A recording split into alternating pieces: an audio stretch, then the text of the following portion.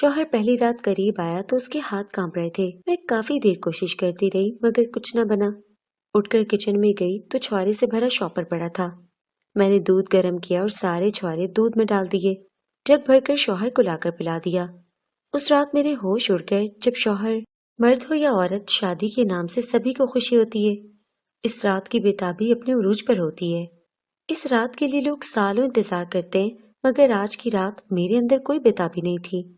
آج میری شادی کی پہلی رات تھی، مگر میرا دل نہیں کر رہا تھا کہ میں اپنی دلہن کے پاس جاؤں، جو نہ جانے کتنی دیر سے نکاح کے بعد سج دھج کر میرے کمرے میں بیٹھی میری منتظر تھی۔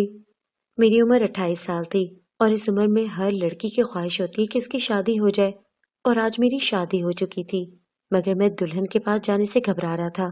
میری دلہن کا نام ندا تھا، اور کہنے کو یہ میری لو میرج تھی، کیونکہ ندا اتنی خوبصورت تھی کہ اس کے 6 کزن ایک ہی وقت میں اسے پسند کرتے تھے، اور وہ چاہتے تھے کہ ندا ان کی دلہن بنے۔ یہی نہیں بلکہ خاندان سے باہر بھی کئی لوگ ندا جیسی اسمارٹ، خوبصورت، ذہین اور دلکش لڑکی کے طلبگار تھے۔ ندا ایک ڈاکٹر تھی اور وہ ایک ہسپتال میں جاب کرتی تھی۔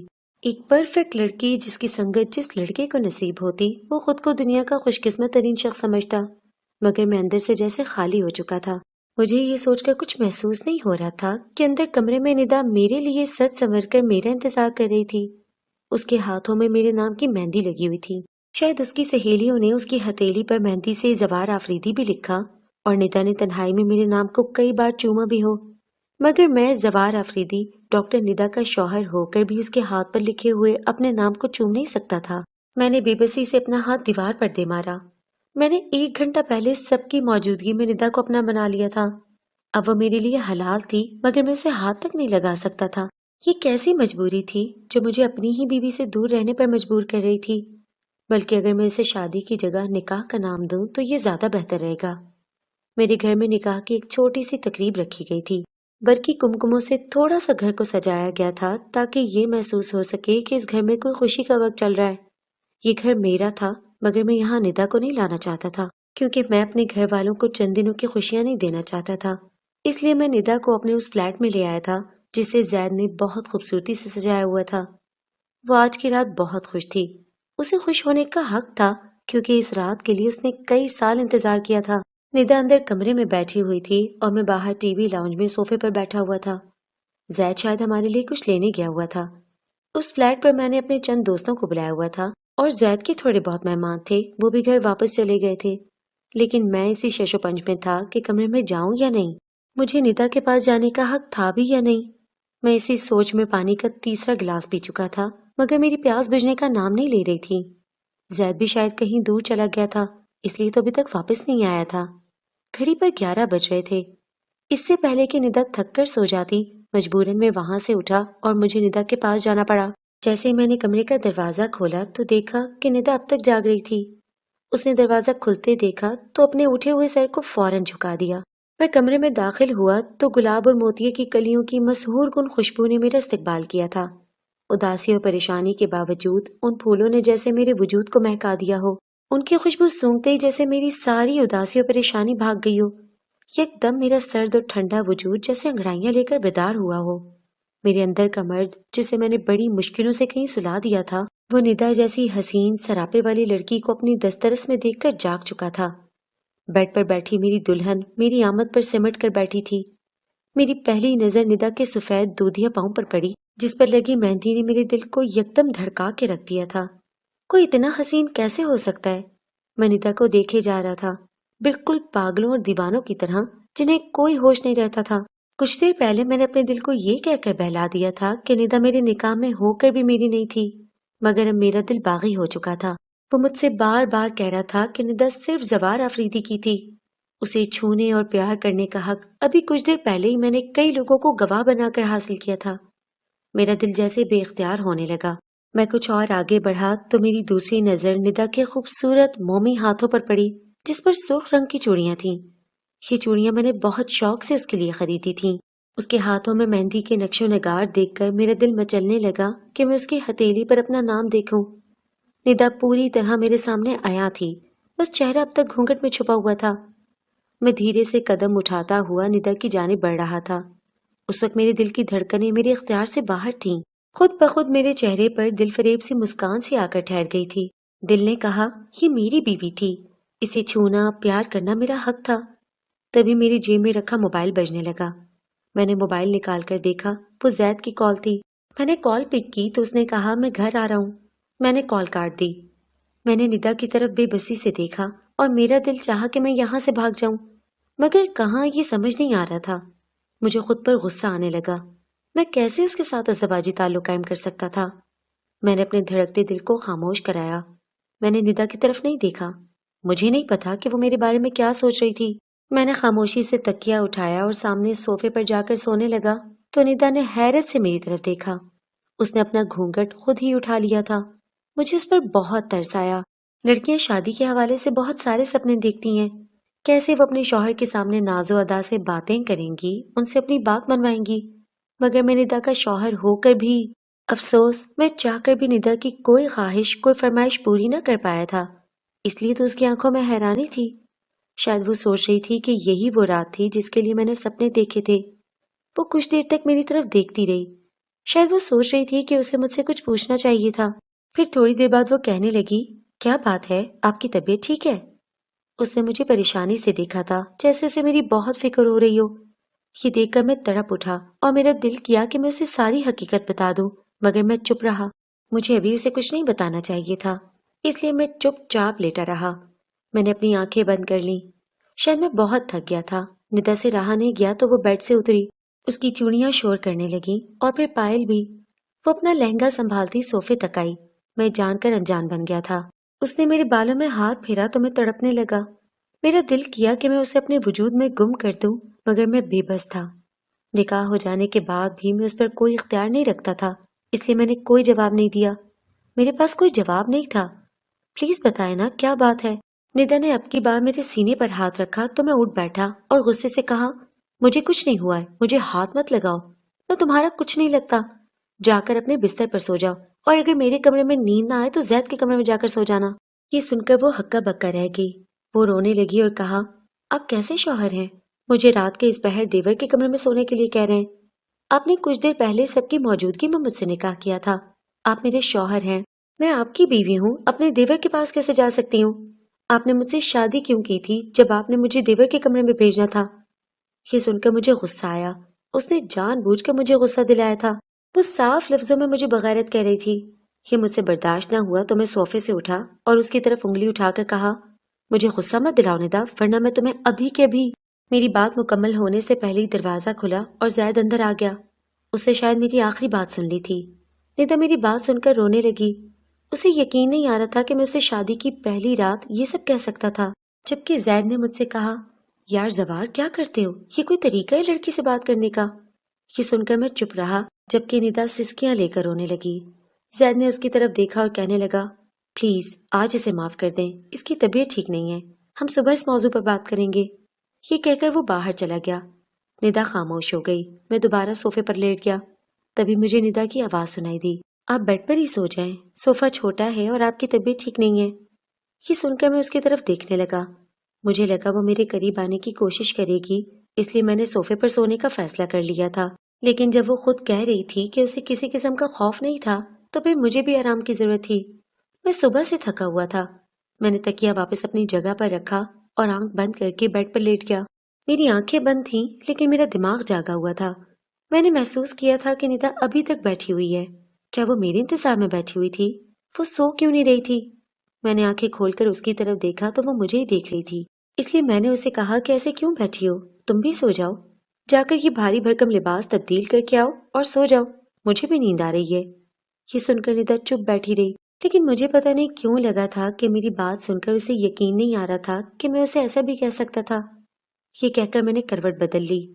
مجھے نہیں پتا تھا کہ ندا اس وقت کیا سوچ رہی تھی، جبکہ میں چاہتا تھا کہ جلد سے جلد یہ رات تیزی سے گزر جائے۔ پھر میں نے محسوس کیا کہ ندا بیڈ سے اٹھ کر باتھ روم گئی تھی۔ میں جاگ رہا تھا مگر میں سونے کی ایکٹنگ کر رہا تھا۔ میں چاہتا تھا کہ ندا خود بھی آرام سے سو جائے اور مجھے بھی سونے دے۔ میں بے حد تھک چکا تھا۔ ویسے بھی زید نے کہا تھا کہ وہ اس موضوع پر صبح بات کرے گا، اس لیے اب اس پر مزید بات کرنا بیکار اور لا حاصل تھا۔ کچھ دیر بعد باتھ روم کا دروازہ کھلا اور ندا بیڈ پر آ کر لیٹ گئی۔ اسے لیٹتے ہی نیند آ گئی، مگر میں کافی دیر جاگتا رہا اور پہلو پر پہلو بدلتا رہا۔ ندا بار بار میرے قریب آ جاتی تھی۔ شاید ندا کو نیند میں پہلو بدلنے کی بہت عادت تھی۔ اسے پاس دیکھ کر میں بے اختیار ہو جاتا تھا، اس لیے میں بار بار ندا کو اس کی جگہ پر آرام سے اسے پرے دھکیل دیتا تھا، لیکن وہ پھر سے میرے قریب آ جاتی تھی۔ پتہ نہیں وہ نیند میں تھی یا اسے نیند میں پہلو بدلنے کی عادت زیادہ تھی۔ وہ تو نیند میں یہ حرکت کر رہی تھی، لیکن میں تو جاگ رہا تھا۔ صرف میں ہی نہیں جاگ رہا تھا، اس کی یہ حرکت میرے جذبات کو بھی بیدار کر رہی تھی۔